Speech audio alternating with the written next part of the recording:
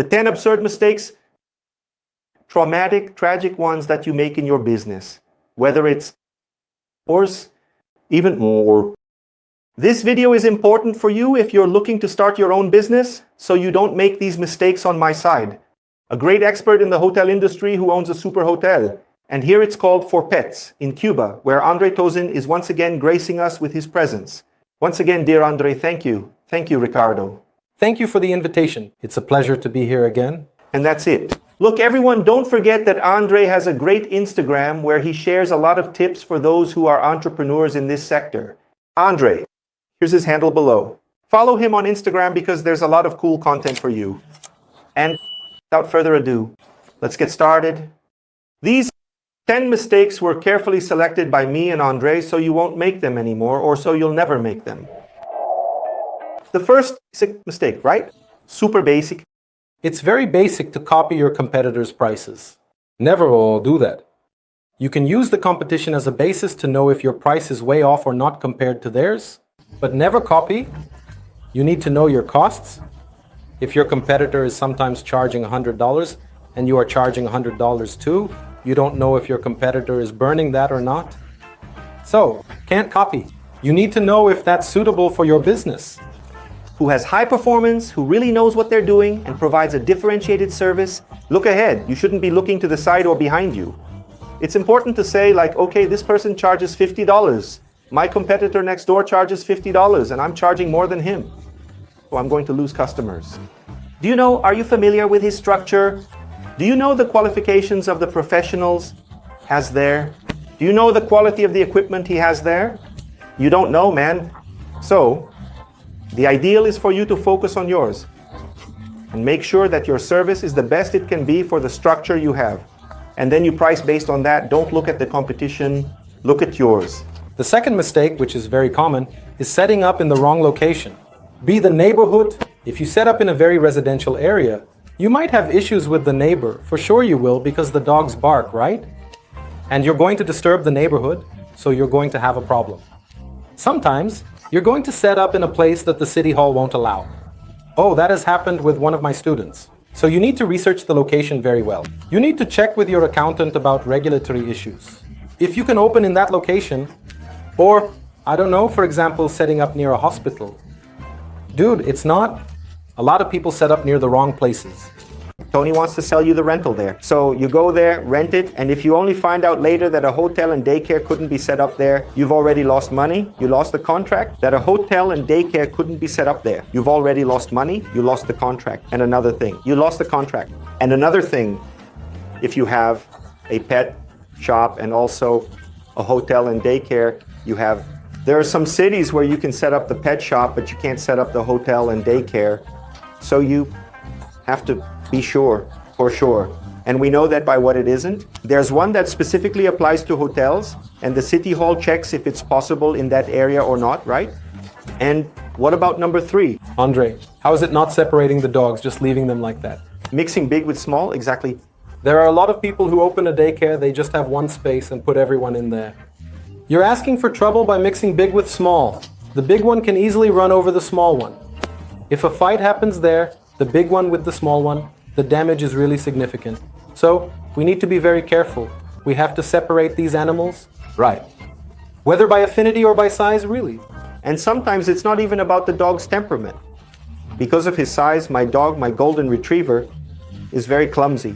For him to step on a small dog and kill it is the easiest thing in the world. Exactly. We had a case where a Great Dane almost stepped on a dachshund. Imagine a little sausage. It's dangerous, we have to separate these dogs. Number 4, very important, it's a lack of supervision. Whether it's because you have too many dogs and not enough staff, or because you're not supervising those dogs. For example, in the hotel, you need someone there at night, you need cameras. It's very important to have cameras, especially in the hotel. So, there are a lot of people who sometimes have many dogs and very few staff. And you won't have enough people to take care of those dogs. Man, I've seen it. I think it was in the interior of Sao Paulo. I was doing market research, I think it was in Birigui, and there was a hotel there. That the person at night would lock everything up, had cameras, but there was no one inside. And then what problem can this cause? There's no one there at night, for example. So if an insect bite happens during the night, or if that dog has an epileptic problem, if he gets sick, has an allergic reaction from something he did during the day, there's no one there to supervise. That's a huge risk for your business. Or even if you put dogs together, if one dog fights with another during the night, so it's a very big risk not to have supervision of these dogs. And number 5, Andre, what is it? Number 5 is having a low amount of toys. Whenever you're going to do an activity, whenever you're going to give some kind of toy to the dogs, always, you have to take into account the number of dogs you are taking care of. If you're taking care of 10, you're always going to give out double when it's time to do an activity. When playing, you always have to be much more to avoid disputes. So, Inly food is a valuable resource for the dog. So, the more you have in your environment, the lower the chance of having an accident or a fight there. And to add to that, I think it's really important to say the following.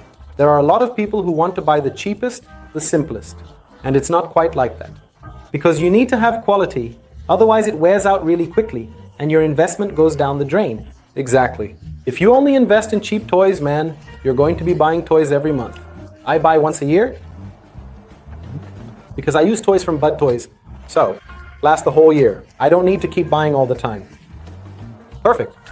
Cheap often ends up being expensive. Andre, what is it? This one adds a little to the previous point where we talked about activities. Sometimes you play with food and forget about the allergic dogs. And that causes a big problem because today we have a lot of allergic dogs. There you go. So, sometimes it's an allergy to chicken, an allergy to rice, right? And you're going to use a snack, you're going to use a food that has that. And if you don't know a dog is allergic, that it needs to do activities separately or with different food, man, that can cause you a huge problem and even a very high expense. And number 7, number bullshit. So we're going to talk about routine. It's not enough to just be a dog storage place, because that's not the idea. So it doesn't help to just fill it up with dogs and simply leave them there playing, and that's it. You need to have a routine. So there's no point in filling it with dogs and simply leaving them there playing, and that's it. You need a routine. These dogs will have a time to arrive, a time to have lunch, a time to rest, a time to do activities, a time to play. There has to be a routine that balances these dogs, because it doesn't help just spend the whole day there playing, because these dogs will be all over the place, really hyper, and that's not your goal. You're going to send that dog home all worked up, and he needs to come back calm. He needs to come back relaxed, or even in your space, he will stay there all day. There. And there's a lot of barking, a lot of headaches. So the team itself will start to wear out because of that. So there has to be a routine that balances these dogs. And it has to be a planned routine, right? Very well planned by the day of the week, by time, by everything, without repeating. Exactly, the activities, you have to base the activities on the type of dog you have. So it's not the same activity for everyone. The Yorkshire is different from the Golden, the Beagle is different from the Spitz. So each one will have a characteristic that you will need to adapt your activities to that type of dog. This number 8, look, is what kills 98% of daycares even in Brazil, right? Yes, it's about not investing in training. And it's not just for your team. It's training for the team and for the managers. Because sometimes you open the daycare, you don't really understand much about finances, or maybe you don't even know much about dogs. But if you don't study, how are you going to grow? Then you want to get rich, but you're just going to be spinning your wheels. So you need to invest. You need to invest in courses, in mentoring, in training, both for yourself and for your team. A trained team, man, is essential for you to have a successful daycare. And it's important to say this because there are a lot of people who say things like, oh, but it's hard to find professionals here in my area, in my city, in my state. I don't know. It's hard everywhere in Brazil, right? If you're in São Paulo, the capital, which has more of everything, it's still hard there too. Right. Yes, no. The difficulty will be anywhere in Brazil. That's where the benefits you will offer to your team come in, and specifically training. That's why you also invest in your training. For you to have the ability to train this team and transform a person who is not very good. You train her technical skills so she can become an excellent professional. And today there are online training programs you can take. And besides that, are you investing in your business? Are you out there in the countryside of Mato Grosso? You're going to take a course in another state? Look for a course near you, or not even that close to you, but that it's good. Invest in yourself and your team so you can really have a service that stands out. And number 9, those people who say, the more I get to know people, the more I like animals. Exactly. It's no use just liking dogs. A lot of people have this idea, I love animals. I'm going to open a daycare, I'm going to open a hotel, but that's not enough. You're going to need to like people. Your client is a person, your employees are people. So just liking dogs won't be enough for you to have a quality daycare. And liking dogs isn't enough either. Loving dogs is part of it, but you need to understand management, marketing, sales, and finance, because the dog in your space is the result of everything you've done before. Exactly, it's just the result of all the work you're going to be doing, which will involve people. And number 10, what is it? It's not considering the eventualities you're going to have throughout the year in your pricing. So sometimes you forget to include in the price the renovations you need to make, like painting the floor, changing a facade, or even seasonal things. Do you like to do a themed activity sometimes? You want to give a year-end gift to your client. If you don't factor that in at the beginning of the year, when the time comes, where are you going to pull that money from? From your results? So it's really important to have that calculated from the very beginning of the year. Perfect.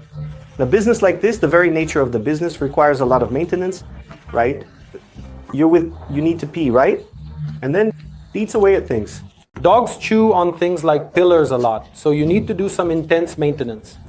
If you have metal gates, for example, urine, and even cleaning products will start to corrode over time, so you'll need maintenance. Even the floor, we usually use painted flooring. You'll need to repaint that floor. It will need maintenance every year. So you always have to have that calculated, already planned. So you don't get a surprise at the end of the year, Andre. I want to thank you once again for the great contribution you made in clearing up these doubts. And mainly to make people stop making these mistakes, which are very basic. Today, we're recording this video here in 2025. In 2025, people are still making these basic mistakes. Yes, there's no way around it. We always have to keep updating ourselves. And you have to always pay attention to these little things, which are really basic. And everyone is always making mistakes, sometimes unintentionally, but everyone makes them. Did you like this content? So, besides following us here on YouTube, you should also check out Andre's Instagram and follow him there. Andre Aroba. Andre has a lot of information and content for you if you're in the hospitality and decor business or want to get into it.